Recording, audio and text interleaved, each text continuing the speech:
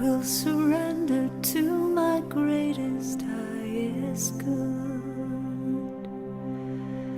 I will release any fear that blocks my way.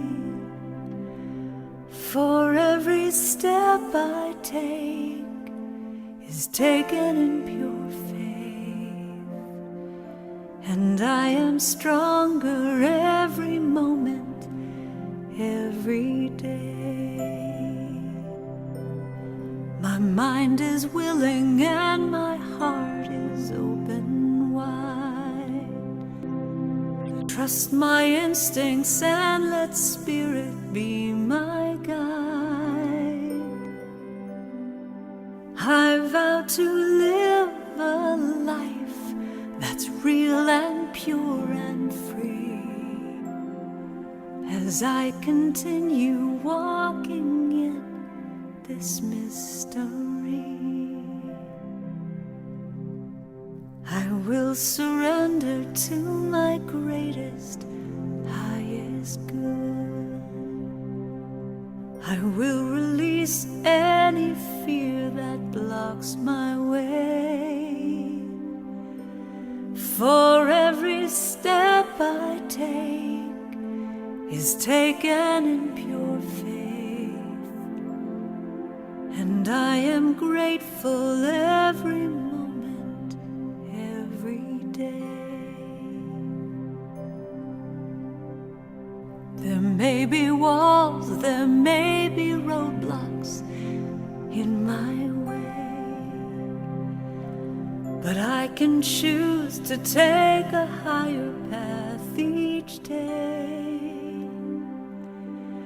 And now I know that what I thought was safe and sound was only habit and regret that held me down. I will surrender to my greatest, highest good. I will release any fear that blocks my way. For every step I take is taken in pure faith,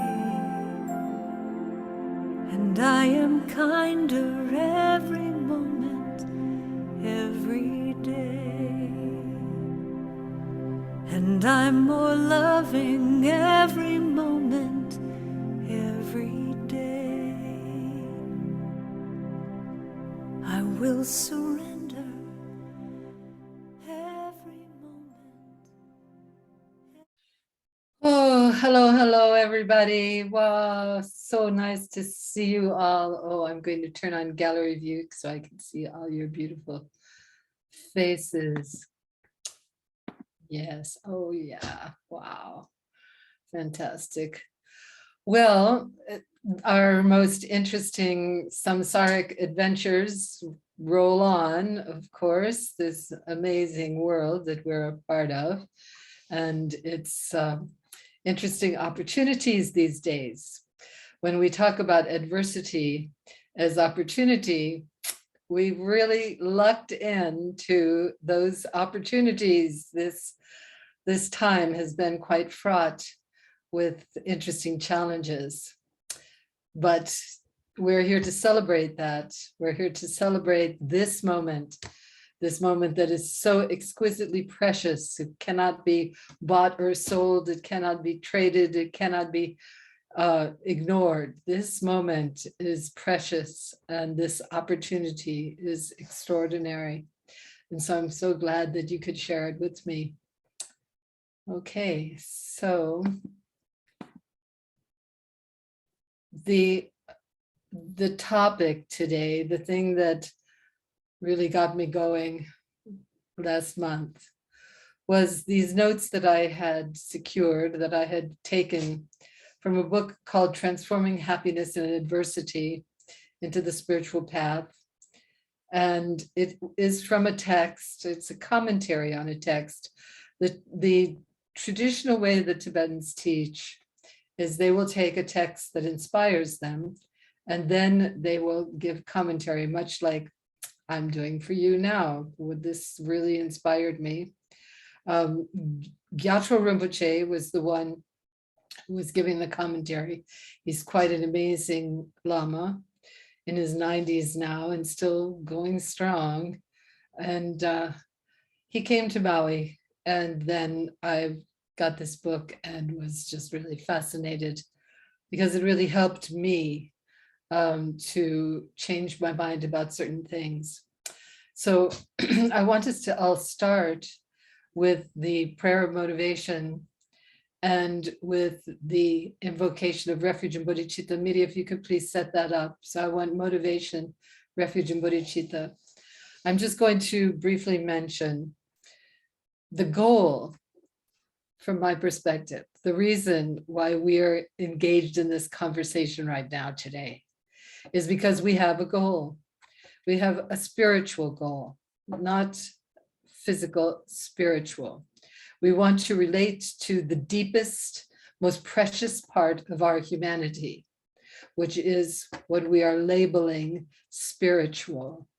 And by doing that, according to the particular teachings that I'm sharing with you, according to these teachings, this human experience has a very powerful and precious gift, that there is potential in our humanity to manifest what we're labeling in the English language as enlightened mind. Now, according to these teachings, there are many levels of this journey, and each level reveals a treasure, and each treasure allows us to build on the experience as we go deeper and deeper into uncovering what, according to these teachings, is our essence, our essential nature, the essential nature of our own body-mind is pure, radiant, compassionate, and wise. That's according to these teachings. So one of the first things I have to say to all of you is, you can do this because you have everything you need. You don't have to go outside of yourself to get it. You've already got it. All you have to do is stimulate it in very specific ways and observe it in very specific ways and exercise it in specific ways, and it will reveal its treasure. And the reason that I can say that with some degree of emphasis is because I have met some extraordinary beings on this path who have revealed a remarkable capacity to be wise and compassionate, to meet conditions, no matter what they were, with absolute equanimity, and to engage in all kinds of confrontations with peaceful endeavors and without generating anger or any kind of aggression. So we know that this is possible. And we also know that having engaged ourselves in various spiritual endeavors, you might say, adventures, because this past 100 years, we've had tremendous opportunity to have spiritual adventures because we have all of these amazing beings, these wonderful cultures that are now available to us. So we have the whole panoply of shamanistic, indigenous experiences that plunge people into spiritual adventure. We have the great expression of Christianity and Islam and Buddhism and Hinduism, with these remarkable beings that have represented the fulfillment of the journeys of these paths. We have been able to associate with all of this. We've been able to sit at the feet of some of these remarkable beings. So we're at a very advantageous time right now, because one of the things that we have to do, according to these teachings, there's a path, and it's a graded path. I always enjoy that thought. Lamrim means the graded path. So we don't have to, we don't have to make ourselves crazy about this. We don't have to exert ourselves. We just have to follow this graded path. But it starts somewhere. According to these teachings, it starts by establishing our motivation. We have to determine what is it that we're trying to do. And so in this association with you and me right now, we're going to spend a couple hours together probably. And so the goal of these 2 hours is for us to be stimulated and inspired to enter and engage fully in this spiritual journey. According to these teachings, this starts with some very definite affirmations. The first one is the understanding that you already have what you need inside of you. So we start with that. So you don't have to go anywhere, but you do have to stimulate this condition within you. It's just like we have a lot of DNA in our body, mind, but not all of it reveals itself. Not all of it shows itself, because these are opportunities, they're possibilities, but they're not absolutes. So it's the same thing in the spiritual journey. We have a lot of potential, but unless we push the right button, the potential doesn't go anywhere. So we start by affirming that we want to go somewhere. We want to connect in its fullness with the pure aspect of our own wisdom mind. Then the second thing that we want to affirm is that we want to live a compassionate life. This means we want to be passionately with life, engaged in life, understanding life, and also opening to all of the conditions of life. So this means not only the pleasure, not only the joy, but also the shadow, also the challenges, the suffering, the confusion. We want to open and understand it. And from that opening and that understanding, then we want to radiate a vibrancy into the world that causes beings to become liberated. This also is a capacity that we explore as we're looking deep into our spiritual potential. And then, having determined that we want to live this life of wisdom and compassion, what the next thing we have to do is we have to seek out the skill to be able to do this. According to these teachings, remember, this is a graded path, one step at a time, and each aspect, each piece leads to the next. So once we determine that our journey is to reveal the inner wisdom and radiate the light of compassion, then we recognize we need to have skill in order to be able to do this. And we need to be potent. We can't just have no energy. We really need to be strong and potent. And so in our initial determination of why we're engaged in this path, we determine it's because we want to be wise, we want to radiate loving compassion, and we want to gather the skill and the power so that we can be potent in this world and that we can affect the beings around us in the most positive fashion. So we're going to do that as a dance. And then we're going to follow it with the second step, the second baby step in our journey of awakened mind, which is to recognize that there are beings who can inspire us and support us on this journey. Because it is not a journey that we make alone. In fact, there is no journey that we make alone. We are interdependent, we are interconnected with everything that exists.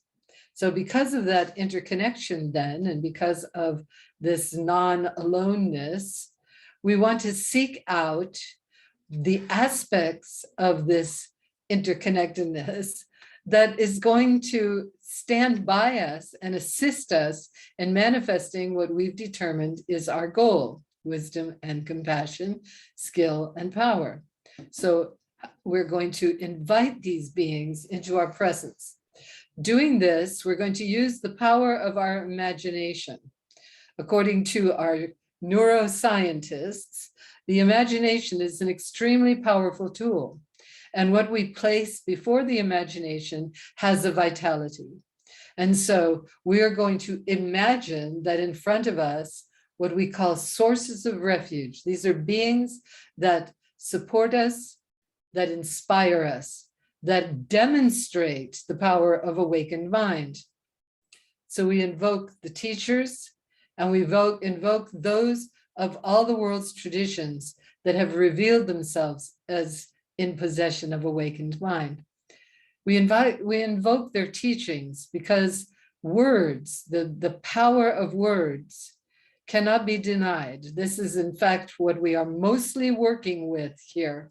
Although in this Taradatu, in this realm of Taradatu, we are also working with mudra, meaning gestures of the body and movements of the body that support the meaning of the words.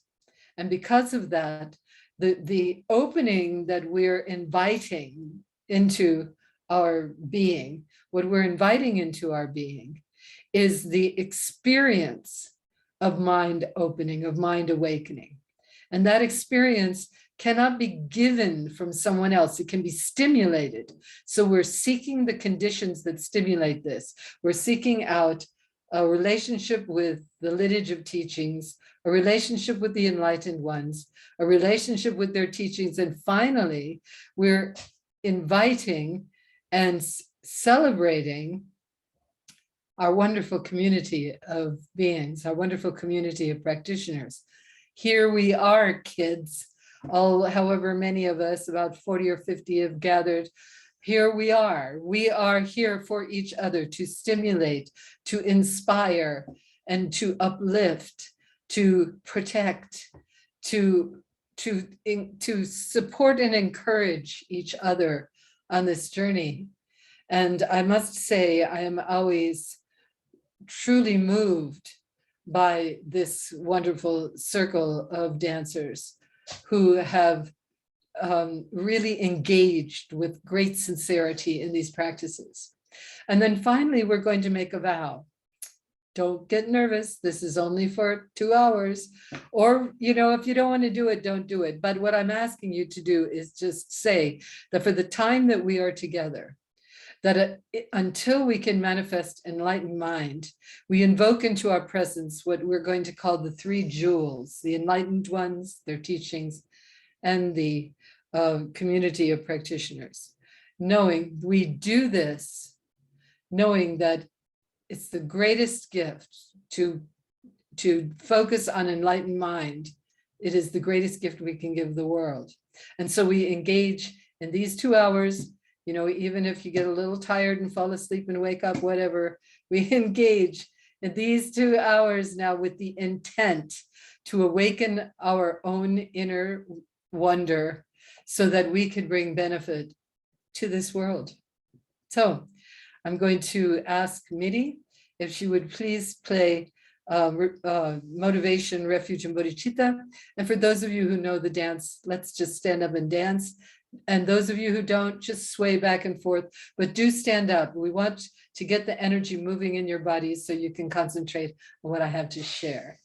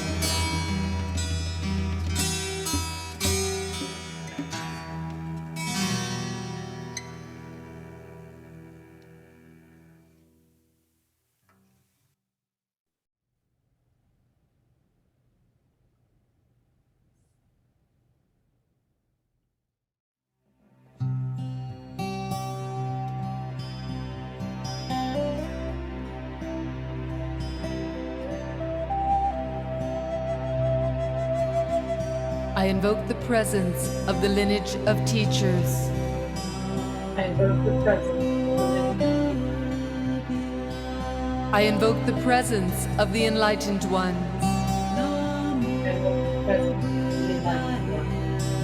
I invoke the presence of their teachings.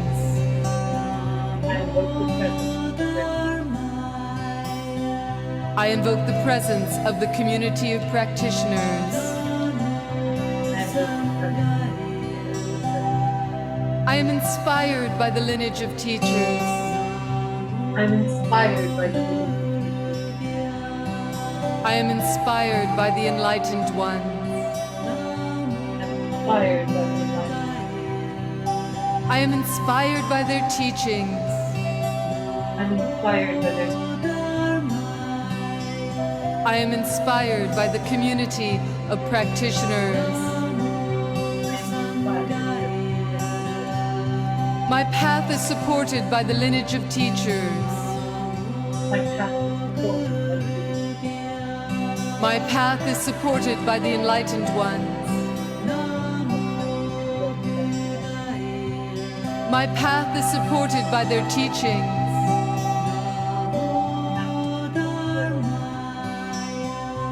My path is supported by the community of practitioners.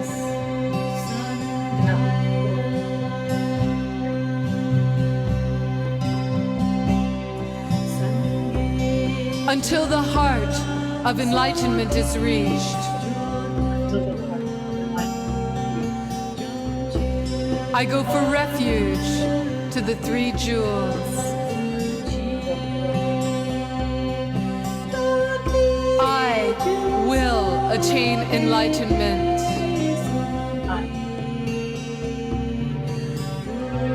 For the sake of all beings.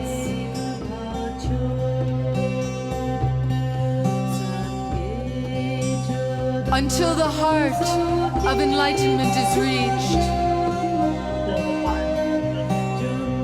I go for refuge to the three jewels.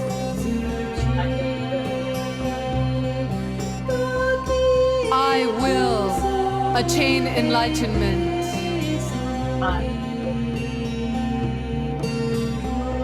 For the sake of all beings.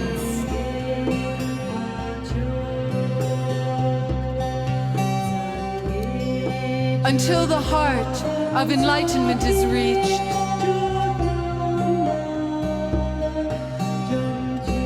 I go for refuge to the three jewels.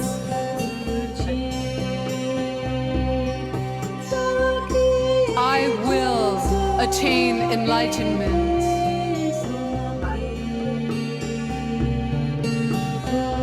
For the sake of all beings.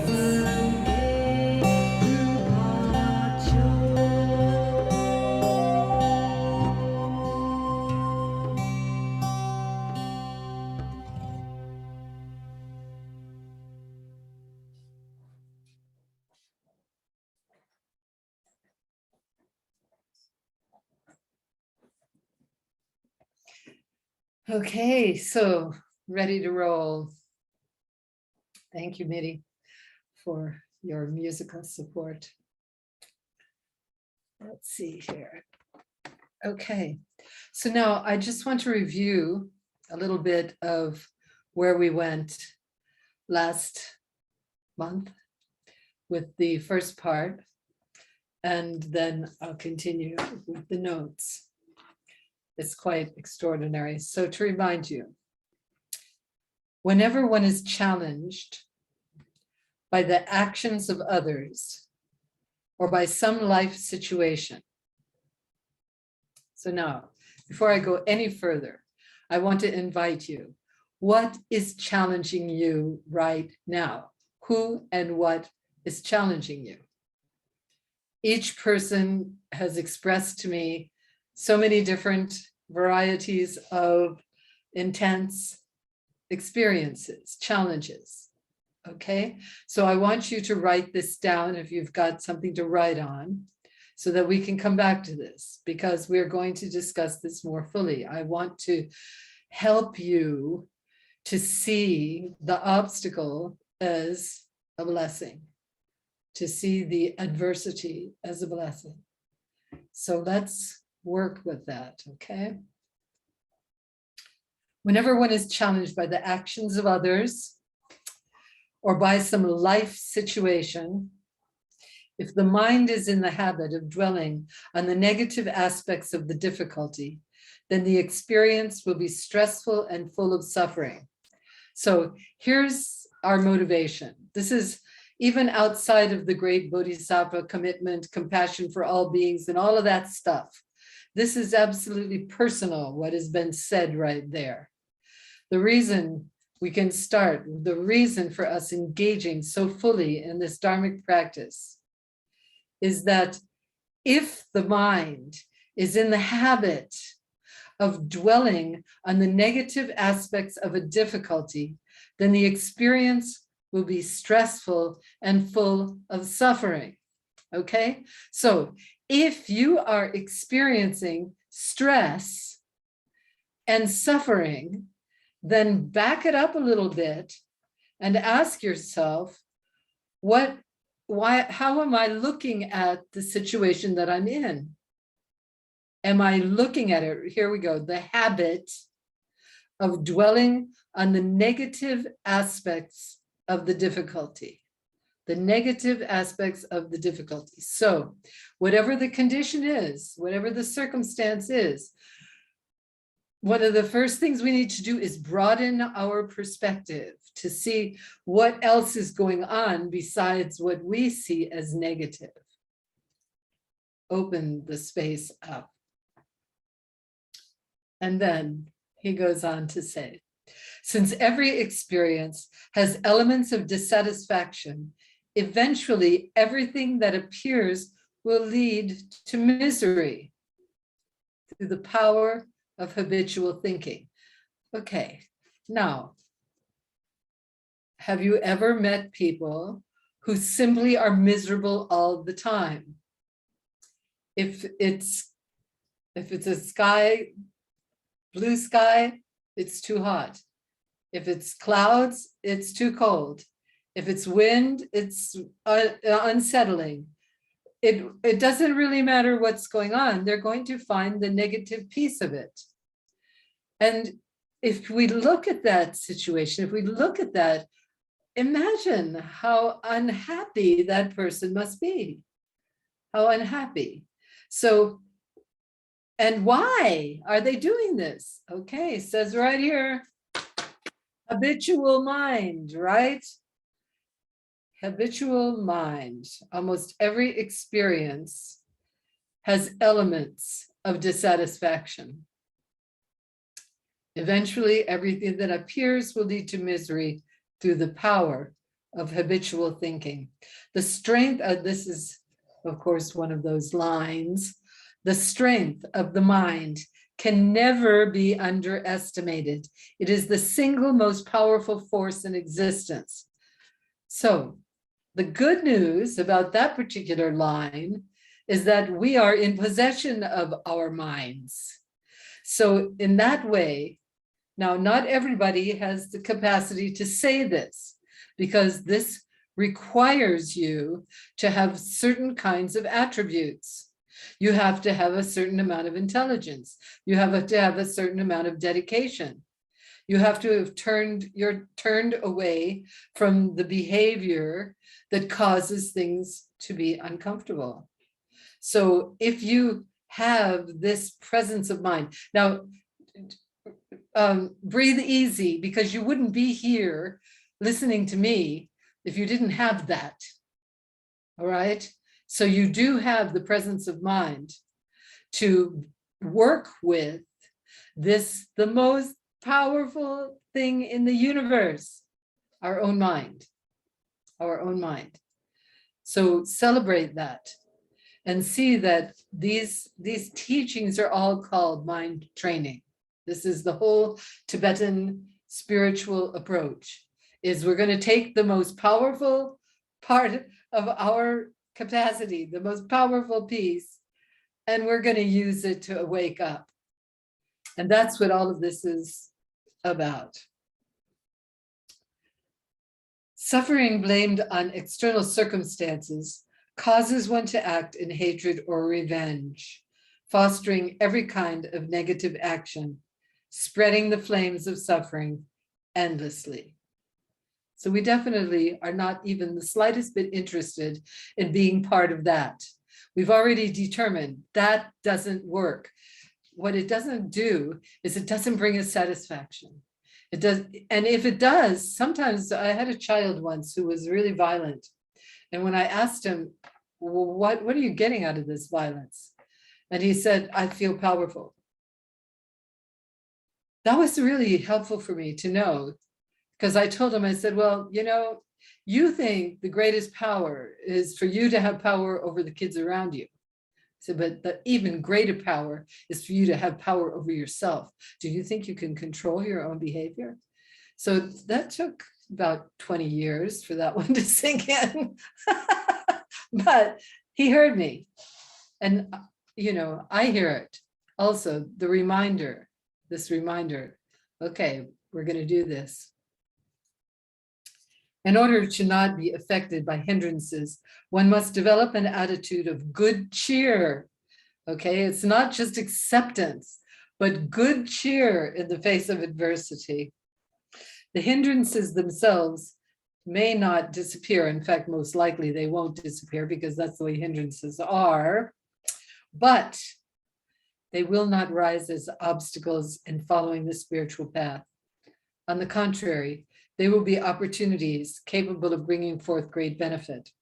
So here, what we're talking about is the focus of our life, especially here in the West, has very much been a satisfaction of the senses, to have plenty of everything.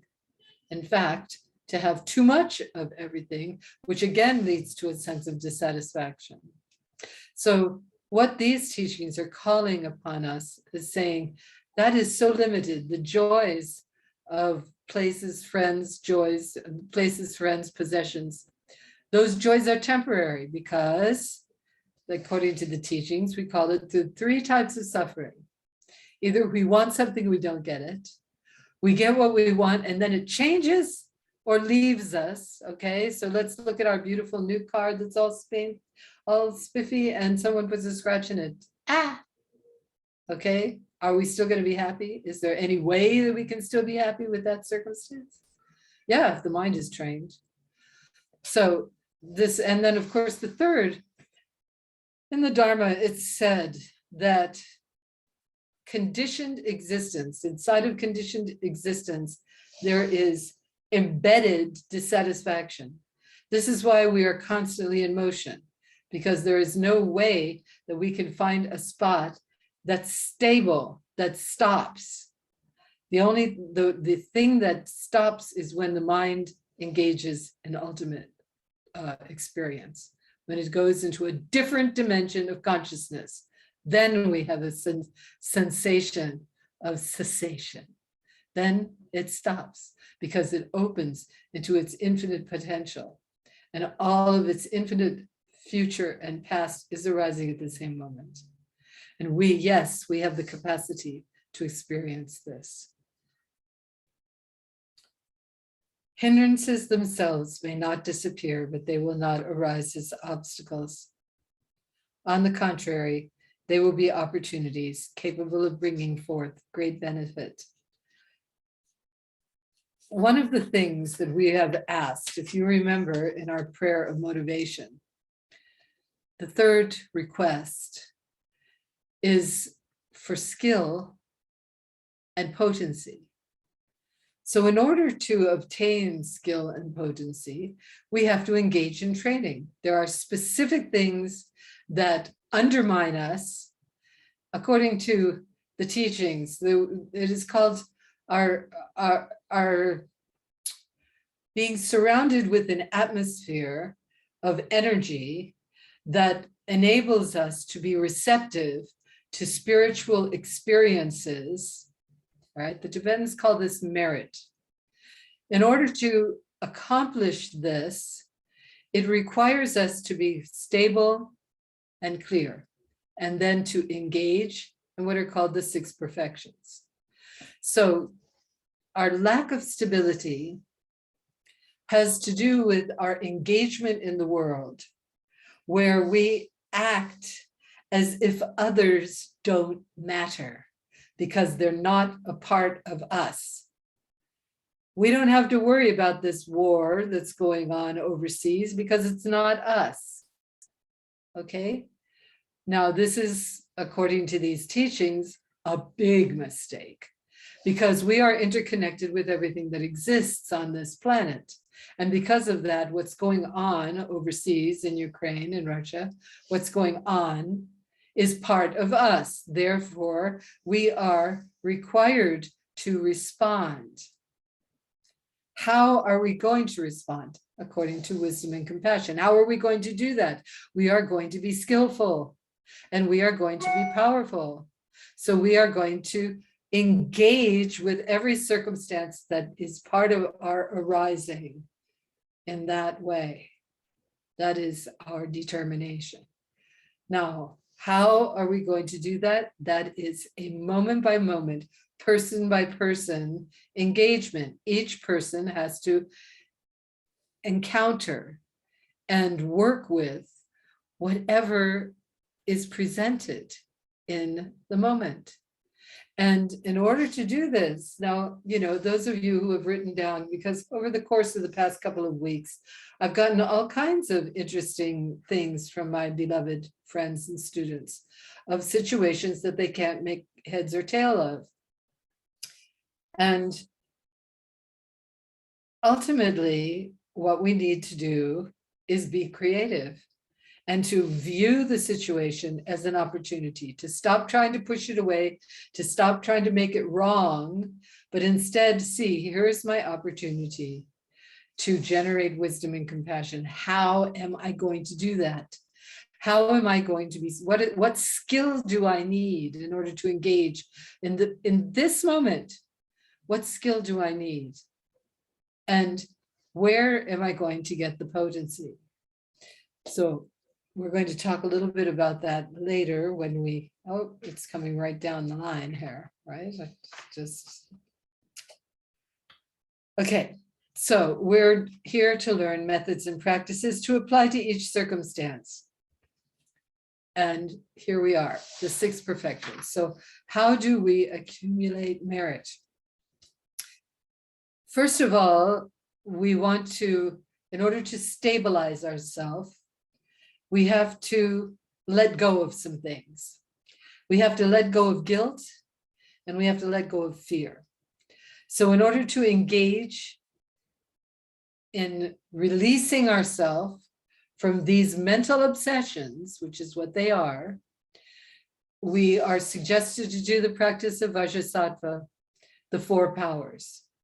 So with or without the mantra, we engage in the 4 powers to free ourselves from, it's called purification, but that word is just a little bit too, there's no judgment involved here. It is really simply an observation of what holds us back. The gesture of the mind to make itself guilty, and the gesture of the mind to be fearful of what's coming. Those things, the fear of what's coming has to do with the guilt of what's been, because whatever is coming has to do with wherever we've been. And so those 2 sources come together. So we want to purify them, or we want to bring them to a state of stability, because if we don't engage, this is if you want to know what makes you unstable. What makes you unstable is any activity that goes against unity. Anytime you think of others as others and you put them outside the circle of your love, you are becoming unstable, because there is no body outside of your circle. The circle is as big as the universe, and we're interconnected with all of it. So there's no getting away from it. There's only going into the heart of it and understanding the fullness and the truth of it. And in that way, we will find complete and utter freedom. Not only do we find freedom, we find bliss and joy. This is the result of all of this. bliss and joy. It's, you know, it's a motivator for sure. I mean, why would we want to be unstable and crazy when we have the choice of bliss and joy? But it is a choice. And part of the thing that's happened to us is that we have engaged habitually in other kinds of behavior. So we're set up already to be crazy. However, we're also set up to be free of that. So we're going to engage in the 4 powers in relation to the Vajrasattva practice. Now, I went over this. I'm always talking about the 4 powers because they are really powerful. They're taking a situation that we would think is a problem, and they're taking this situation and transforming it into an empowerment and a blessing. So the first thing that happens is the recognition that any engagement that we have done that causes harm to others has caused harm to us. And in that way, we regret that activity. We regret it. And that's the first power. As soon as we see that, and as soon as regret arises, we are empowering ourselves. Because every time we acknowledge our interconnectivity, we are blessed. There is a presence and a radiance to that. The second power is to invoke our sources of refuge. Whenever we invoke our sources of refuge, it's like remembering, oh, hey, you know, I'm outside in the rain and I'm not opening my umbrella. Come on, open the umbrella, take refuge from the rain. So we invoke into our presence our sources of refuge. This means that this distorted behavior has reminded us, here we go with adversity as the path. It has reminded us we should invoke our sources of refuge. And the second part of this power is to recommit ourselves to the journey of awakened mind, because every time we do that, we become more stable and clear. So that's the second power. The third power is to actually engage in a remedy. And remedy has to do with both. Now, this is where the act of purification and the act of accumulation come together, because the activities are the same. However, we can determine how we want to use this energy. We're simply generating life force. We're generating energy every time we engage in these practices. So if we, according to number three is remedy.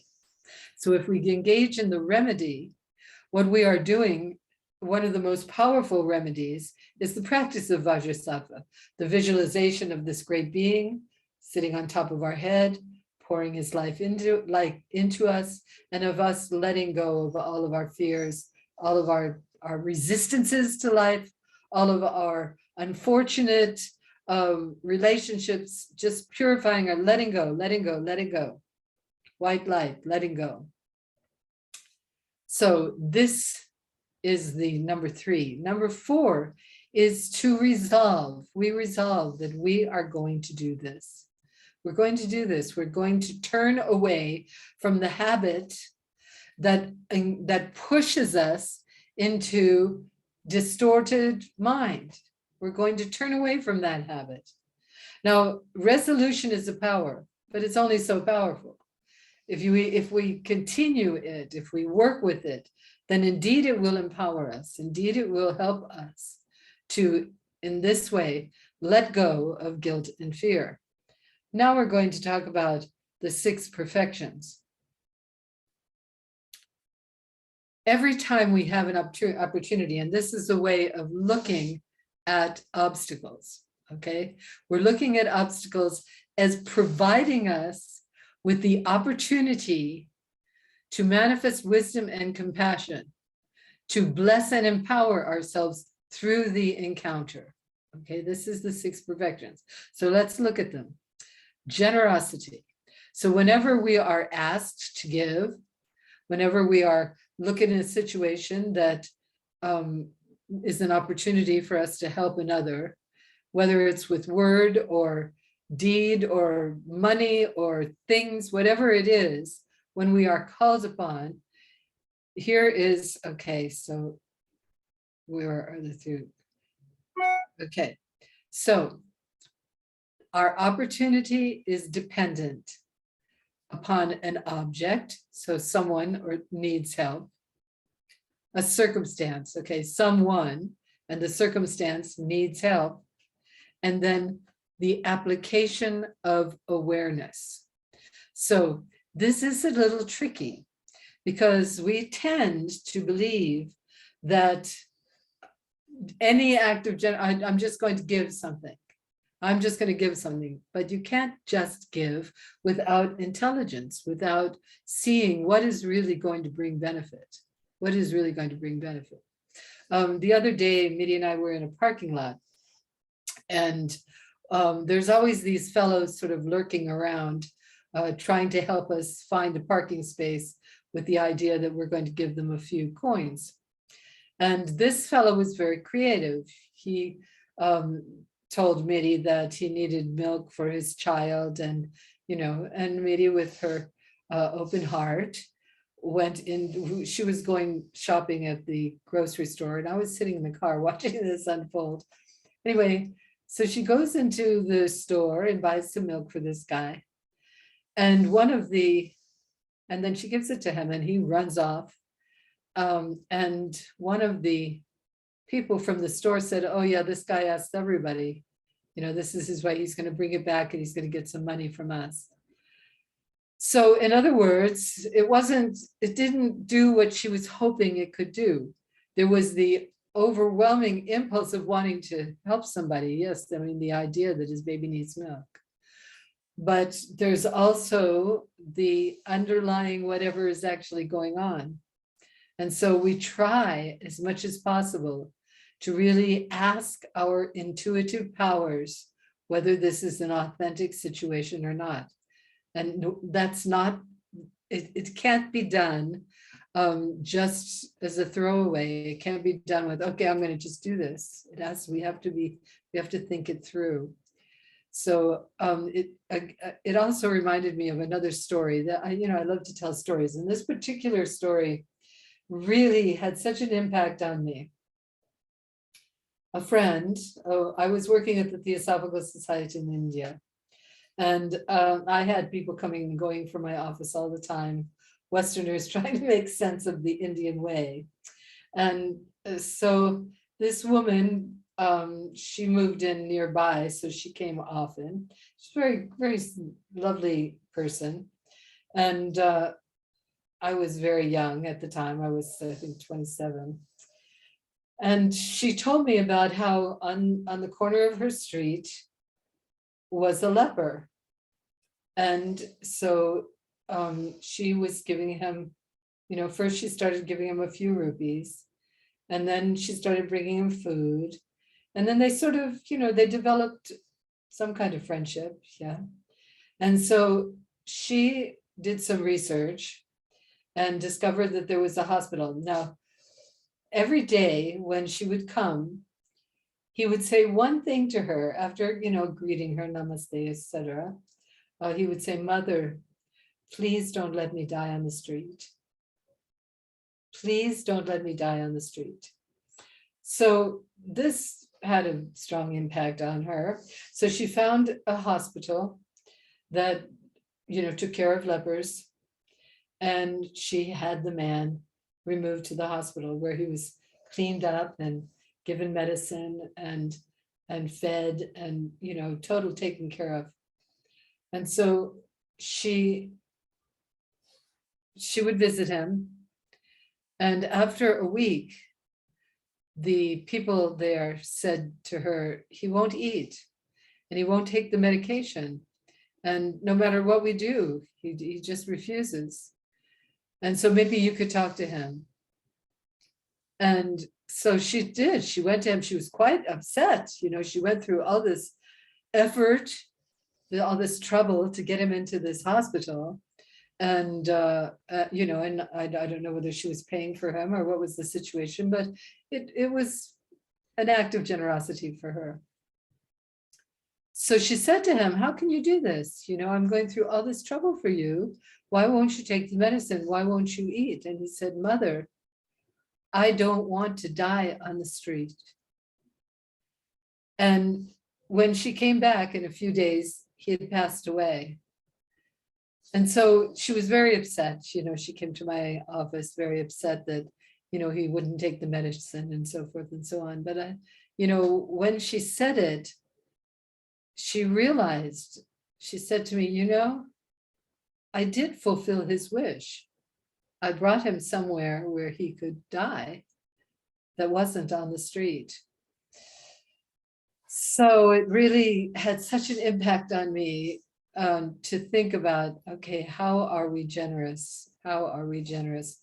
And then, of course, meeting the Tibetans, where they have a whole teaching on what they call idiot compassion, which is where we just compassionately do things without necessarily looking at the ones that we're trying to help and seeing what they really need. So generosity, skillful means. Okay, now without challenges, without obstacles, we cannot develop skillful means, because we will just take it for granted that what we have is good enough.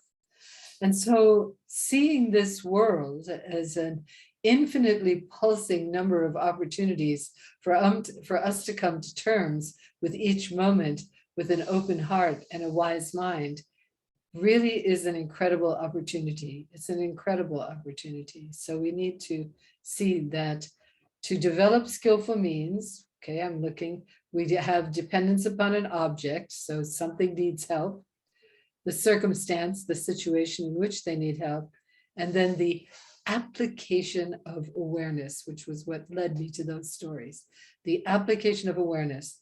So this is why we want to develop as much as possible a calm, clear, stable mind, because there we will find insight. There we can take any situation that disturbs us, any situation that occurs, reflecting it upon the power of our own awareness. It will feed back to us how to engage, and how to engage in a way that is of benefit. So that is good old skillful means. And then the next one, patience. Well, let's face it, we have plenty of objects and plenty of circumstances from these objects to give us the opportunity to practice patience, which now I'm going through the 6 perfections. According to these teachings, generating any degree of the 6 perfections creates around us this atmosphere of merit, this atmosphere of vitality that allows us to resonate deeply with spiritual truths. This is the value of merit, is that it opens us to spiritual truths. So every opportunity to practice patience, every opportunity gives us the chance to recognize, here is an object, here is a circumstance. How do I apply my awareness? How do I apply my awareness?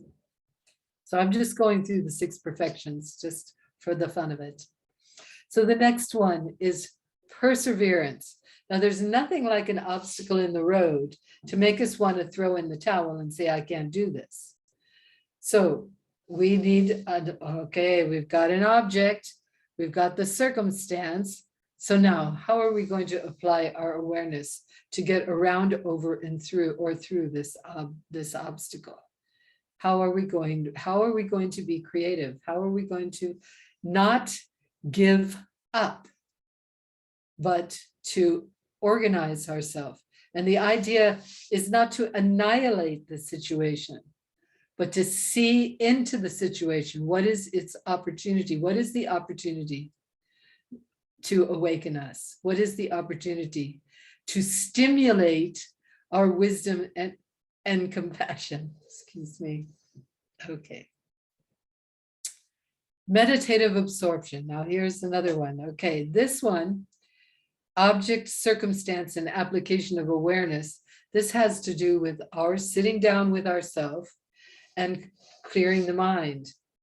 Now, a number of my wonderful students have expressed difficulty in actually sitting down and meditating. Well, they're talking to the perfect person, because for me, I have the same situation. My body does not like to sit still. It's just something in my blood, in my nervous system. However, that does not mean I cannot experience meditative absorption. This is one of the benefits of the dancing that we do, because we move the body in a rhythmic way. And through the rhythm, we are able to penetrate to meditative absorption. Because what meditative absorption is, nowadays they call it mindfulness. Mindfulness, this capacity to place the mind and to stay aware of the mind and its contents, to not be distracted by any arisals. So if thoughts arise, we take note, but we don't follow them. And this becomes an excellent habit. And when we are capable of doing this, then when we have the impact of a situation that's frustrating us, we learn to be able to look at it and to calm the mind and to open the mind into its infinite open-hearted perception. We can do that, but we need to practice. It's a great accumulation of merit and vitality to be able to do this. The last of our 6 perfections is penetrating insight, prajna, penetrating insight. Now this, in fact, arises, penetrating insight arises when the mind is stimulated and stable. So it's not so much something that we cultivate as something that these 6 perfections are leading us to. This is the direction we want to go in. We want to have this penetrating insight. We'll often find it, I often find it when I'm dancing Tara's praises, because in the midst of Tara's praises, we're being stimulated on various levels. And that stimulation is going to allow, if I have enough vitality, if I have enough merit, and I calm down enough, and I'm one with the practice, then insight can arise. So these are the 6 perfections and how we depend on the world and its stimulation in order to be able to perceive them. So according to these teachings, this book, he says, we must train. We are practitioners on this path. And as practitioners, we are preparing for the greatest initiation of all, the time of our death. So this is a very popular saying of the Tibetans, that all of our engagements, all of our spiritual practice are preparing us for this great opportunity. Again, let's look at the picture. Let's look at dimensions of consciousness.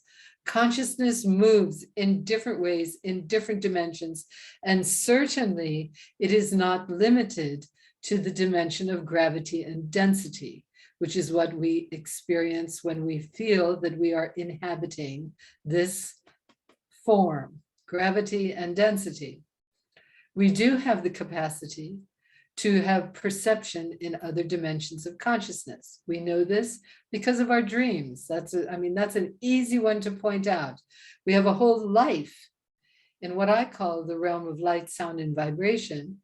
We have a whole life there that doesn't have anything to do with the physical body.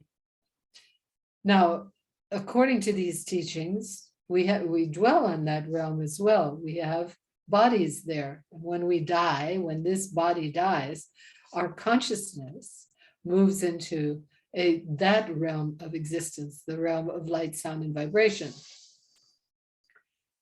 There are different laws in that realm. And according to the teachings, what you do with your mind, how you train your mind, is what will arise when you are, after you've lost this physical body. Now you're in a body of light. but your body of light will be compelled to go wherever it habitually goes. So if you're someone who is constantly saying, for the sake of all beings, let me bring benefit for the sake of all beings, who's constantly invoking the great beings, who's constantly invoking Tara, who's constantly manifesting as Tara, then that's the journey you follow when you no longer have a corporeal body. That's the journey that you follow. So we want to engage in these various practices in order to allow ourselves at the moment of death to propel ourselves in the direction of deeper wisdom and radiance, compassion. We want to head in that direction. Adversity, it supports the whole understanding of refuge. In other words, as I'm often heard to say, if you're in a car accident, what often is the first thing that you say? Oh God, right? Oh God, Nossa Senhora, for those of you who are on the other side of the world. Yeah, Nossa Senhora, oh Mother, oh Goddess, oh Holy Being. In other words, you are invoking your source of refuge. You're asking that whoever it is that you turn to in refuge, that this is a moment when you really need some help. You need help in being present in the moment without freaking out, without becoming unstable. And because it's perfectly possible, no matter what happens to you. I remember an event that occurred, I guess it was right after the 1998 pilgrimage. I was trekking in Australia and I fell off an 8-foot boulder and my foot went into a hole and my body twisted and I broke both bones in my left leg. And I remember I knew that I'd broken my leg and I knew that I was way up in the mountains. I didn't know how this was going to work, but I was fortunate in that I had just had this whole pilgrimage of meeting these really amazing beings. So refuge was right in front of me and I was able to call in support in that way. It took them a couple of hours to get me on the road out of there. There was no road, actually. It was about 20 people who handed me down the mountain. But, I could see that with the right training, we do not need to freak out when these things happen to us. I remember one of my friends who happened to be climbing the same trail, she came upon me and she was freaked out. Said, "This, it's not going to help us to freak out. There's really, let's just, if you want to keep me company, that would be helpful. But, freaking out is definitely not going to help us. So we need to seek out a competent guide, someone who realizes the predicament of our existence, who's passed through it successfully and has achieved freedom. Because truly, this is what we're talking about. When we say, may all beings be happy, may all beings be free, we want to be free from the gesture of mind that causes itself to make itself miserable. It's our choice. We do not need to be miserable no matter what the conditions.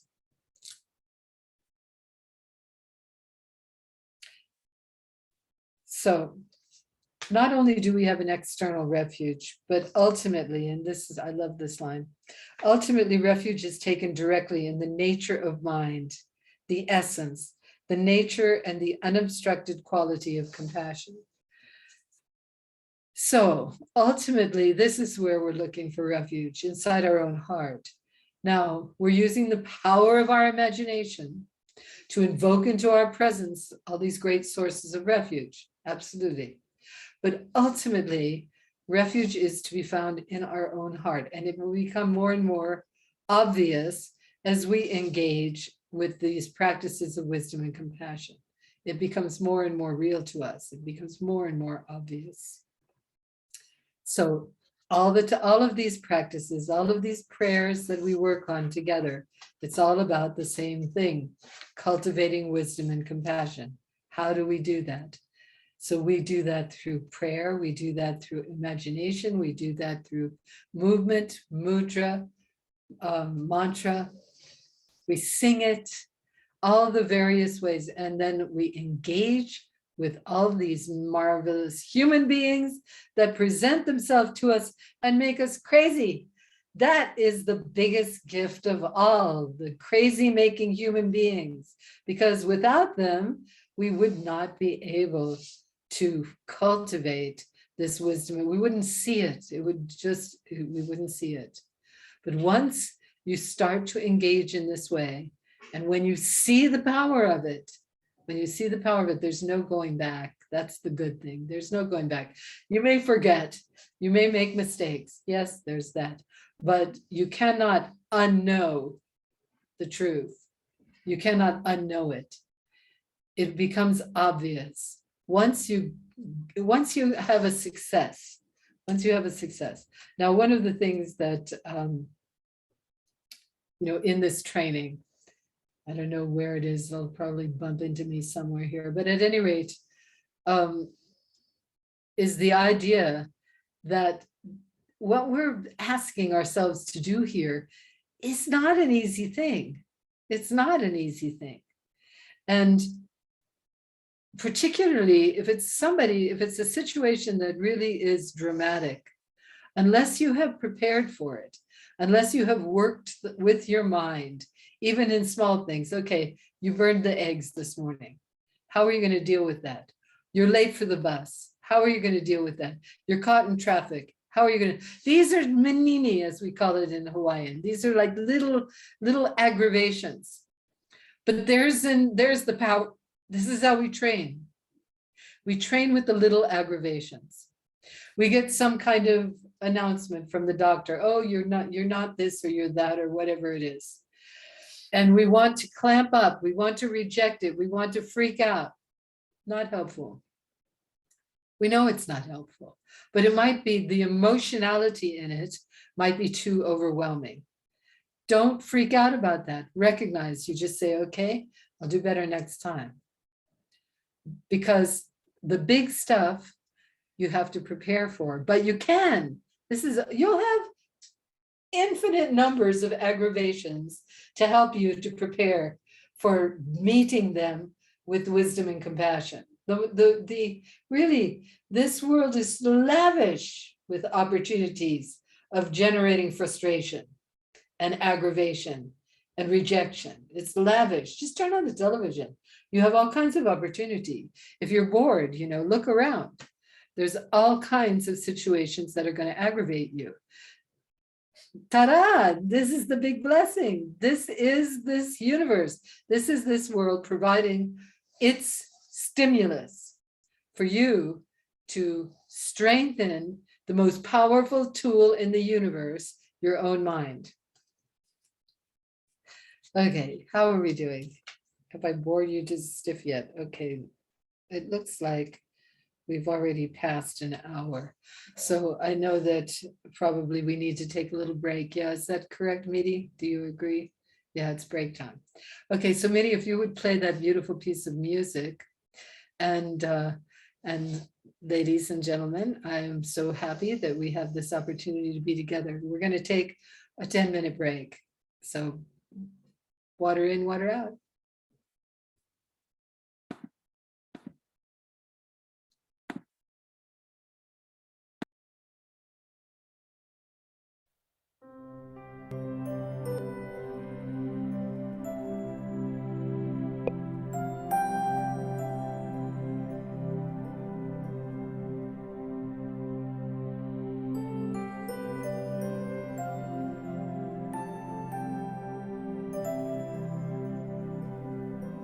I will surrender to my greatest, highest good.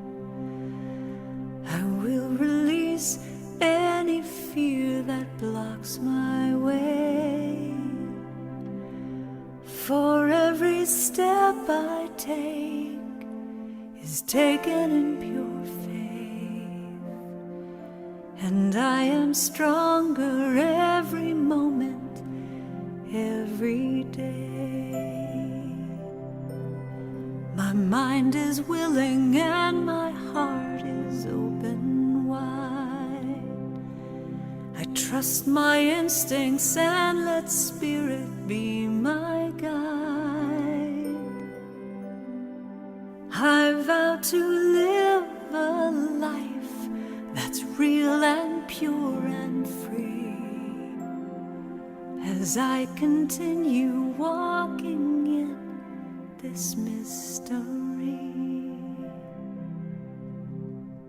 I will surrender to my greatest, highest good. I will release any fear that blocks my way. For every step I take is taken in pure faith, and I am grateful every moment, every day. There may be walls, there may be roadblocks in my way, but I can choose to take a higher path each day. And now I know that what I thought was safe and sound was only habit and regret that held me down. I will surrender to my greatest, highest good. I will release any fear that blocks my way. For every step I take is taken in pure faith, and I am kinder every moment, every day. And I'm more loving every moment, every day. I will surrender every moment, every day.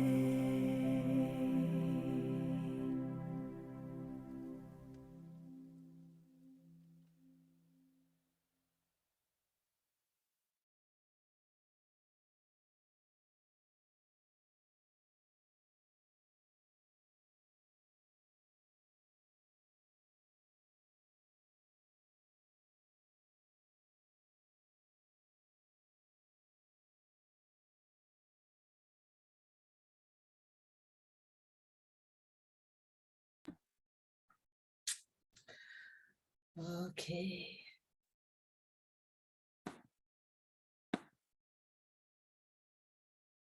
Okay, my beloveds.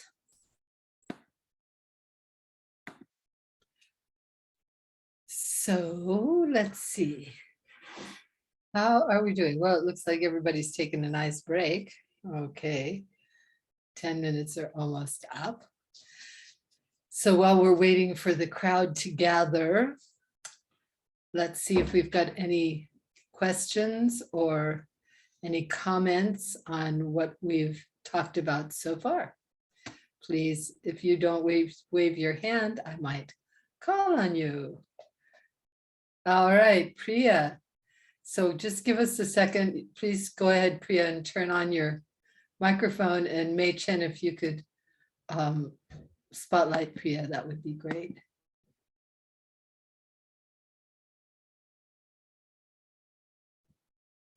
Ta-da! Hi. Hi, aloha.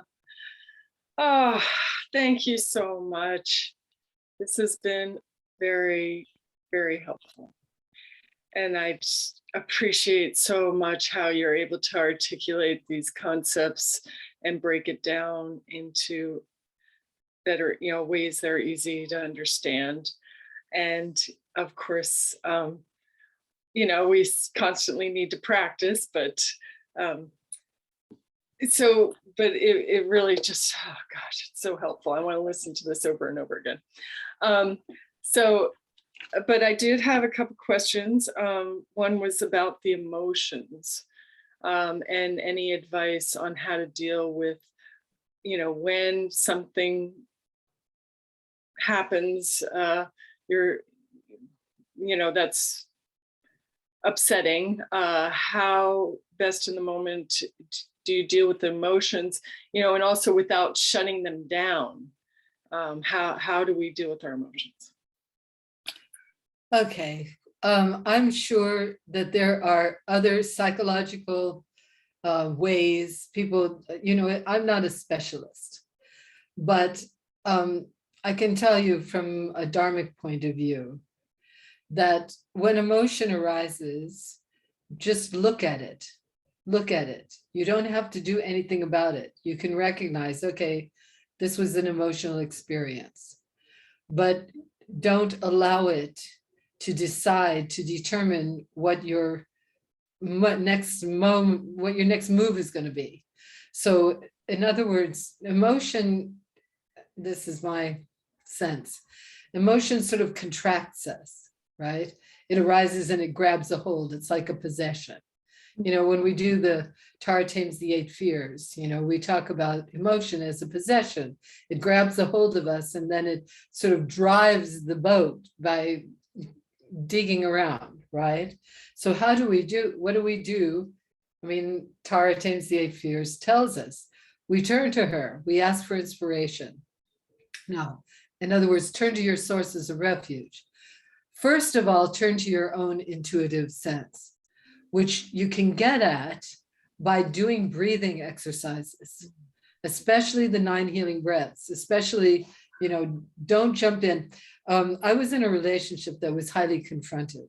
I mean, it almost seemed like every time I turned around, I was getting this confrontation from this person that I loved very much. And because I loved them, I would want to do battle, I know that I'm right here, right? And so, and it was, anyway, at one point, because of course, at the same time I was doing all this dharmic work and study and practice. And at one point I realized, wait a second, it takes 2 to fight. So if I step back and stop fighting, then the fight is over. It doesn't mean win or lose, it means over. There's no fight if I don't provide some kind of resistance, if I just let it go by. So that was a big aha moment for me, because I realized, okay, I can do this in any situation. I could do this, at any time that I feel myself tighten up. I can step back. So the stepping back, then that led to the breathing exercises, because stepping back did not make my emotions go away, which is what you're talking about. It didn't make my emotions go away, but it lessened them a tremendous amount and made it more manageable.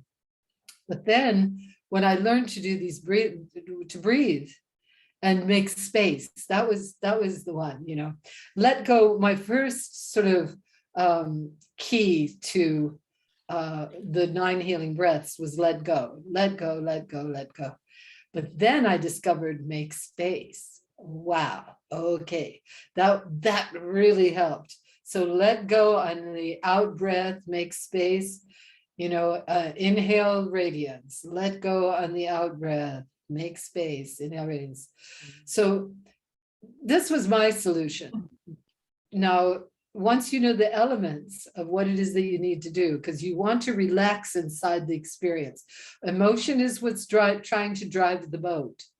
It's the fire of anger. It's the lion of arrogance. It's trying to drive the boat. So you have to take that away. And you do it by making a lot of space. So then it becomes like a cartoon character, just like in Tara Tames the 8 Fears. I often tell people, look at your situation as a cartoon. You know, the person that's trying to engage you in anger, you know, and you're like the detective that's got all the answers, right? And they're trying to engage you in anger, and you're just thinking, how can I be, you know, make space around it and see it differently. Try to change the way you view a thing so that there's more room for you to maneuver. Thank you. Yeah, you've got some fabulous opportunities right now, Priya. I must say, wow, life is being very generous to you when it comes to obstacles. It's fantastic. Thank you. This is really helpful. And I really can see them as opportunities. I really do. Thank you. Yeah, Because of your wonderful. teachings. Thank you. Wonderful. Well, it's good to see you, kiddo. I'm really happy to see you. See you. Oops. Oh, suddenly everything disappeared on my screen, but now I'm back. Okay, so let's see if there's anybody else who's willing to talk or ask questions or has some insight. Hope. Fantastic. So, Mei Chen, can you please get Hope? Ta-da! Hi, how you doing, kiddo? Good.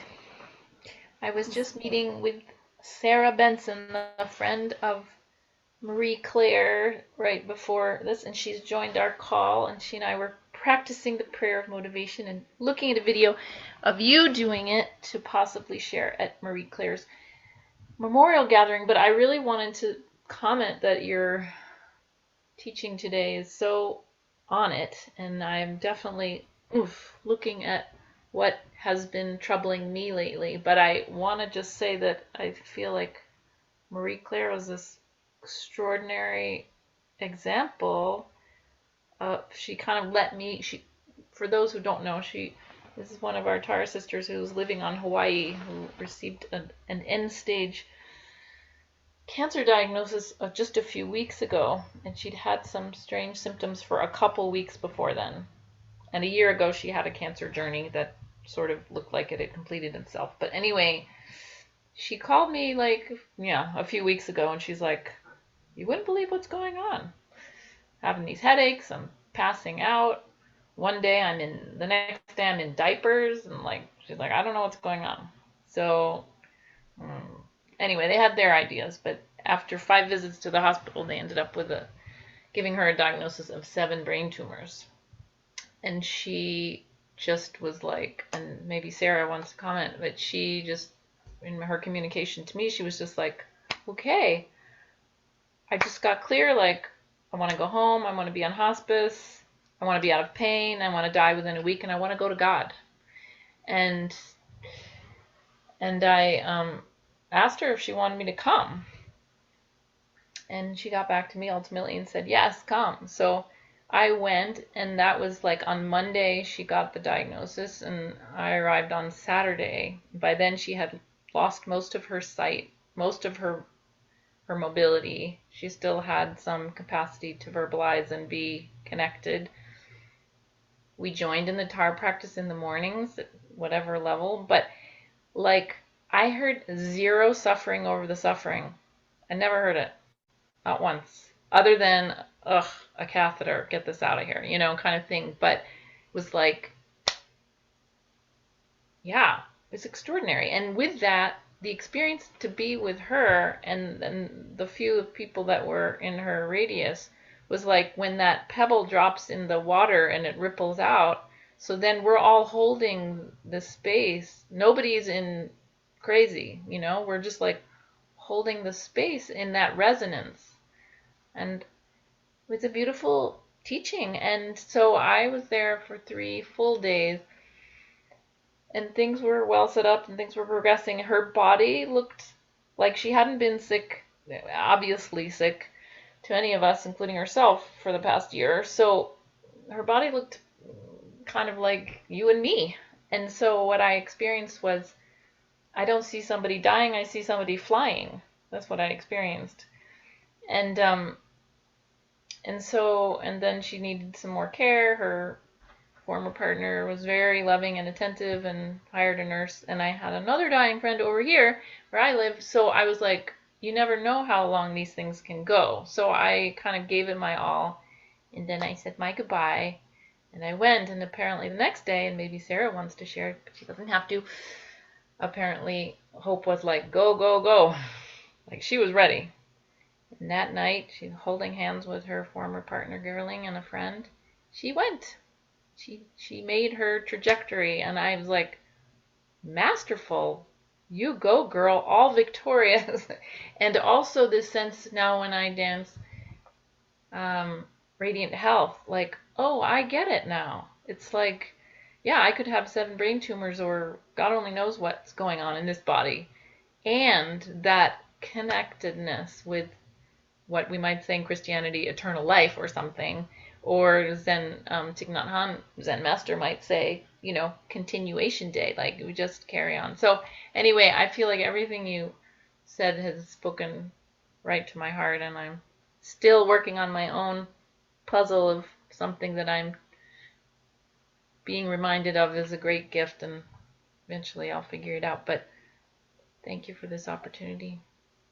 Yeah, wonderful.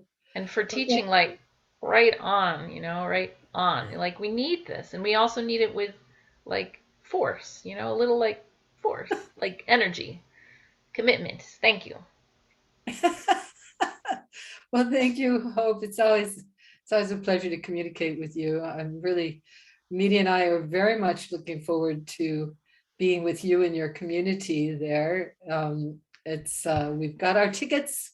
Yay! We're Yes, looking forward to you coming. so- Shelburne Falls, Massachusetts, and Woodstock, New York is now the home of Bella Salerno, who's so kind and loving and generous. Has opened her home to all the dancers who want to come for a very reasonable cost, which is very generous. And Wow, the energy is there. The mountain is vibrating, I'll tell you. It is vibrating. fantastic. That's fantastic. So come, everybody who can This is and wants great. to.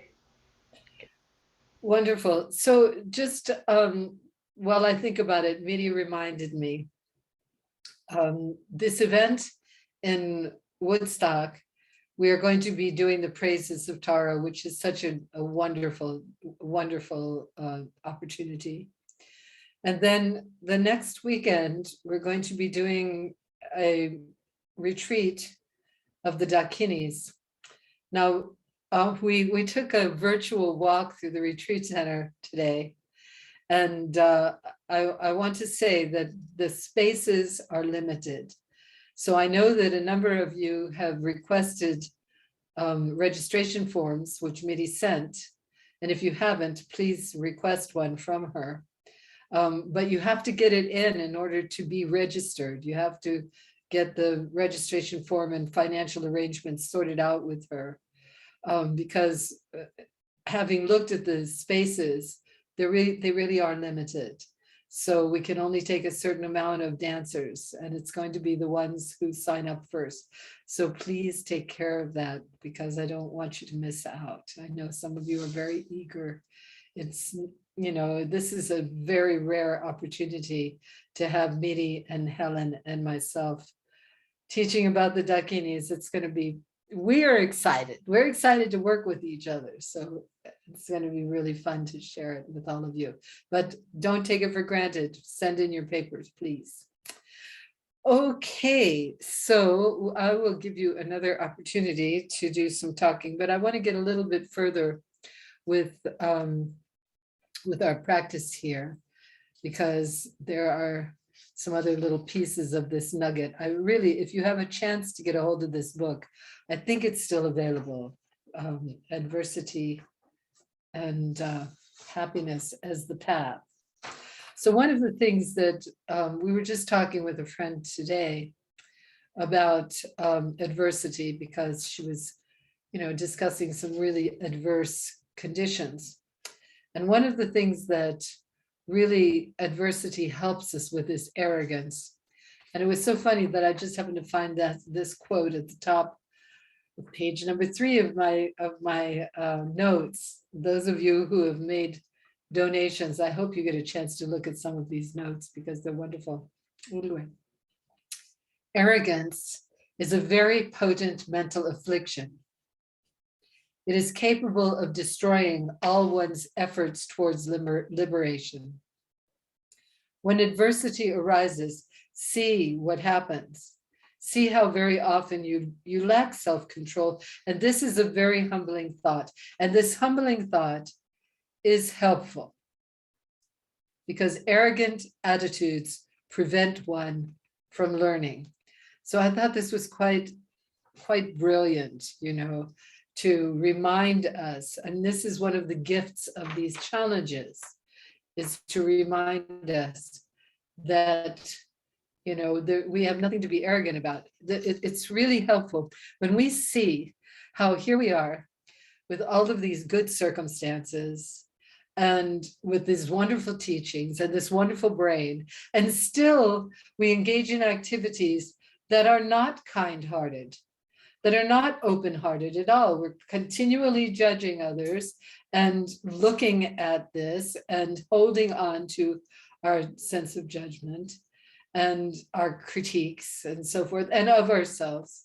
So even after all of this opportunity and all of these incredible, we have these teachers accessible to us. We have, all kinds of stimulation in this little computer box. It's fantastic what we have available to us. And yet still we blow it. So that's okay, actually. The good thing about that is it lessens our arrogance, because arrogance is a big obstacle. Arrogance, when we think that we know it all and we think that we're better than others, we are in really deep trouble. We are really moving away. Of course, in the Tibetan, they're such fabulous exaggerators. I love it. I love this one where it says, this mental affliction of arrogance is capable of destroying all one's efforts towards liberation. Yeah, so if we want to threaten you, we're really getting into the nitty-gritty. But it reminds me something that Miri often says when she has some kind of confrontation with someone or something. She says, "Oh, all my merit is gone." Because according to the Tibetans, one moment of true anger and you destroy all your merit. So let me explain that, okay?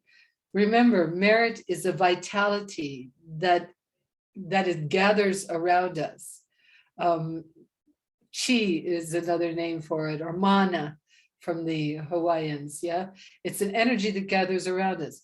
So what's going to destroy that energy is reliant upon our interconnectivity and our engagement with life as interconnectivity.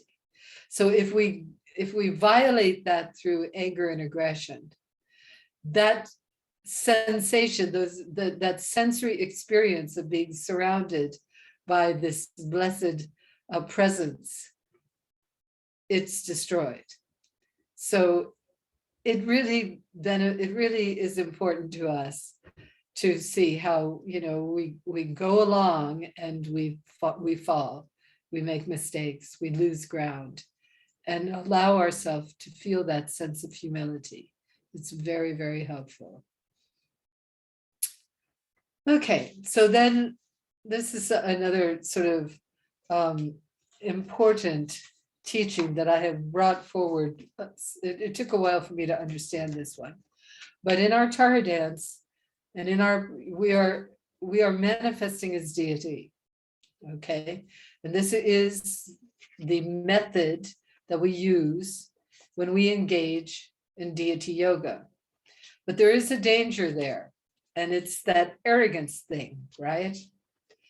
We have to recognize that when we're talking about the pride of the deity, now these are teachings that come along, any Tibetan who gives an empowerment will also mention at some point to assume the pride of the deity. Now, if you don't, a lot of times it flies right past you when they're just talking Tibetan and so forth and so on, but it's embedded in every single teaching that when you arise as the deity, but the word pride is wrong, because pride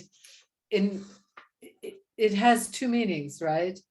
There's the prideful person that is the arrogant person, and that's the pride person that is happy of the achievements that one makes. And that's a wholesome pride. But I would use a different word. I would use the confidence of the deity. When you arise as the deity, you want to be confident that you are in full possession of all of the qualities that the deity has. You are in full possession of these qualities. And that allows you to engage in behavior that brings benefit. So that is an important point to understand. When you feel yourself to be, when you generate as the deity, you become aware of your primordial wisdom, nature, and its embodiment as Tara. This expression arises in order to tame your mind and the minds of beings. In that state of pure awareness, you are awakening the seed, which leads to liberation. Okay, so then the next thing that I wanted us to do.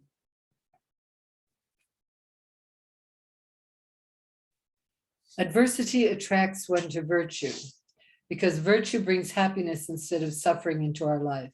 Problems calls us to resolve, to develop positive acts of body, speech, and mind. So we already know all of that. We're so cool. Adversity helps us to train in compassion. So when we think of the suffering of all the countless beings of all realms of existence, we wish strongly that they may be free of all this suffering. Okay, so I wanted to ask, Miri, do you have the mantra dance of Tara, just the mantra dance? Yeah, this is you've got that. Okay, so I wanted us to do a little bit of practice together by doing this mantra dance. And you can do it sitting or you can do it walking. But there are 3 very powerful Tibetan practices that we can do with the mind wherever we're at, no matter what's going on. These practices will empower and bless you. These practices will help you to stabilize yourself. They will help the mind to become clear.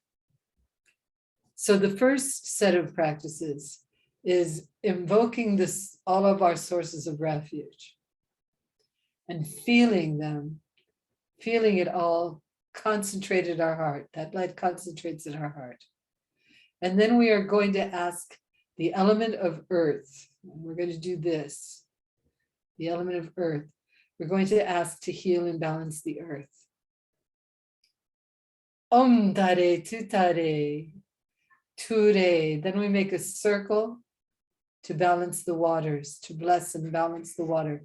And really think about the water in your immediate environment, the rivers, the lakes, the ocean, and see that when you do this gesture, you are asking for it to be blessed. Om Tare Tutare Ture Soha. We make the gesture of a triangle. And we're asking that the fires be pacified. Now I understand that fires have already broken out in Arizona. So I'm hoping, I'm praying that this will not be a bad fire time this year. So please let us send prayers and blessing to the fire element. Om Tare Tutare Ture. Now watch, this is my right hand. I go under and up. This is showing the movement of air, and the geometric form is a half sphere. Swaha. So that's our first meditation. You can do this anytime. You're walking on the beach. It's a wonderful time to do this practice. People will love it. They don't care. You just do it while you're walking, imagining that you are balancing and blessing the elements around you, because we're surrounded by elements. One of the most powerful things that happened to me in New Zealand, we were with a group of Waitaha. This is, they're not Maori, it's a different group of indigenous people there. And it was really they introduced themselves and they asked me to introduce myself, but we were to introduce ourselves to about the environment that we lived in. So in other words, I would say, my name is Prema. I live on the side of Haleakala, the volcano, in the middle of the Pacific Ocean. So I named it was really quite a lovely experience. And they each went through, and of course they had been doing this for their whole lives. So they had a beautiful little song. Each person had a song about their name and where, what mountains were around them, what geographical forms were around them. It's very beautiful. Yes, so I got lost there. All right, so then the second meditation, hold your hands in a cup. And just think about all of the wonders of your life. Just this moment, if right this moment, when you hear my voice, you're inspired, put that in your hands, or are you surrounded by people that love you? Put that in your hands. Or did you have a good dinner? Or did you have a good cup of coffee? Or whatever you love, put it in your hands and offer it in the service of the divine. So connect with your sources of refuge and imagine you're sharing it all with them. They pour their love and blessing into you. You feel it penetrate your heart. Now take it and send it into that little screen in front of you. Okay, so we look at each other. I'm going to turn on my gallery view so I can see you all. Send that light to each other, empower and bless each other. Get into the habit of empowering and blessing. Yes? Everybody should turn on their video screen and really feel this. Yeah. Om tare tutare. Oops, ture. No, we're going to do this one. Om tare tutare. Ture. So ha. Om tare tutare, tu re, so ha. Beautiful. Okay, wonderful. Yes, please everybody turn on your video. So now this one, Tonglen. I had written this down because adversity helps us to train in compassion. Whatever your situation is, now I asked you to write down whatever it was that was your biggest confrontation right now, whether it be with people, with yourself, with your environment, with the world in general, whatever it is that is really frustrating you, okay? This is what I want you to think about and think this way. This is frustrating me. Imagine how many people in the world right now are being frustrated by this same situation, are being totally encountered by these unfortunate conditions. So now imagine that you are in the body, you're in your light body. If you're a Tara practitioner, imagine that you are Tara. In the center of your heart are the flames of wisdom and compassion that you have been cultivating. Now let's just think about those flames for a moment and just feel your radiance. Feel that your whole body is radiating the light of loving compassion. Your whole body is radiating the light of loving compassion. So now, taking some of this, send it out to all those suffering beings in the world. Reach out and take away their suffering as if it was a gray cloud. And take away all the suffering of the world. Now, while we're at it, we're going to just hold this gray cloud of suffering. And we're going to think, all of this suffering is the cause of distorted thinking. So I know that I have been a part of this from endless time. So it stops now. I consume this suffering in the flames of my wisdom and compassion until it's completely gone. So now that makes the fire of our wisdom and compassion even greater. So we take it out of our hearts and we send it. Let's send it to the Ukraine and to all of those soldiers that don't want to be there. And let's reach out and take away all the suffering. And while we're at it, we think about the refugees all the women and children fleeing for their lives. We take all of their suffering and whatever within us throughout our countless lives has helped to create these conditions. We consume it, we recognize it, we feel it, and we open our hearts in infinite loving compassion and presence. And all of it dissolves, burned in the flames of wisdom, compassion. Om Tare, Tu Tare, Ture, Soha. This is one of the most powerful meditations that you can do. So I really invite you to remember this whenever your own mind starts with its nattering and it's taking you off of your sense of loving compassion and appreciation for the world and its blessings. Go to Tonglen and think about how to send your love and light into the world and how to remove the suffering and all of the causes of suffering that you have ever engaged in throughout all of your endless lives. Let it too be dissolved in the flames of wisdom and compassion. So Mary, if you would please put the music on. So ladies, you're welcome to stand if you like, or you're welcome to keep sitting.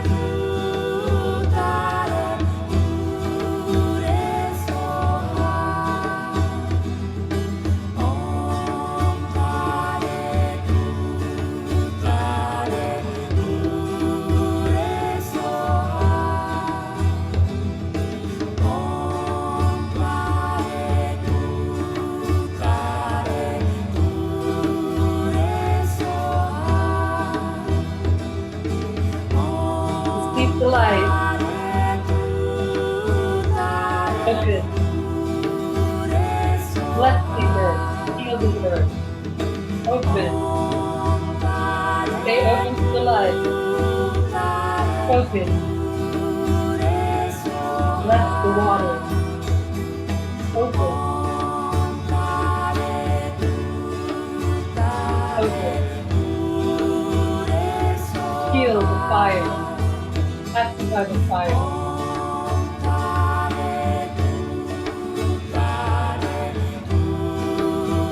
Clear the air. All expressions we offer, being blessed. We bless and empower each other.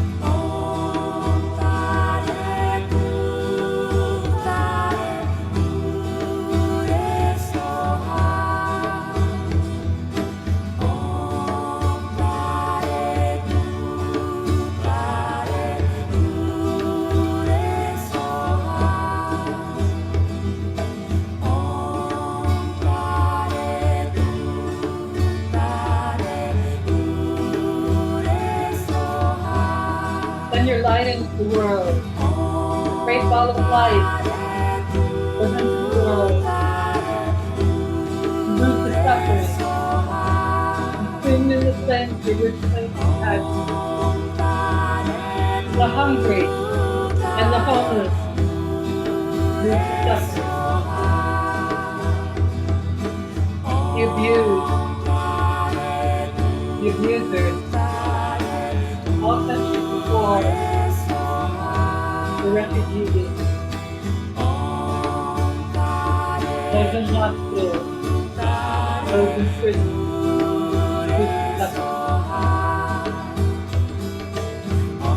Filling yourself with light. Open. Bless the earth. Heal the earth. Open. Filled with light and love. Focus. Bless the water. Heal the water. Filling yourself with light. Concentrated as the heart. Balance the fire element.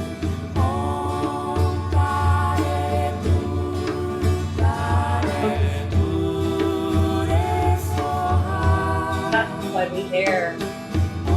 Carrying all of our gifts. Being blessed. Bless each other. Heal each other. Empower each other.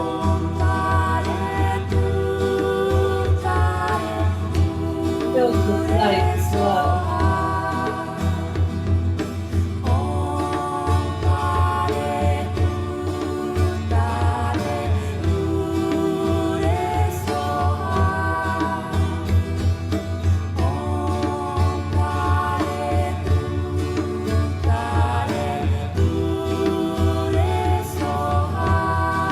Send your light into the world. The hungry and the homeless.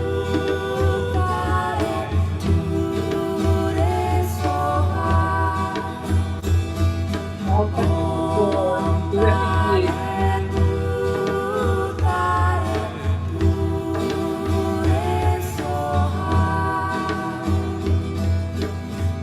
Children.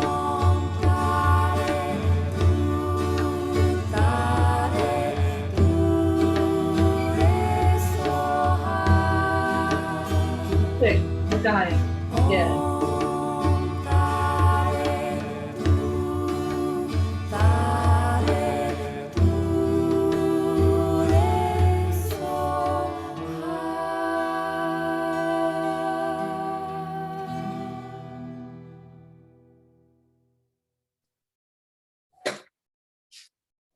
Thank you, Mary, for the music. Thank you, everyone, for participating so heartfully.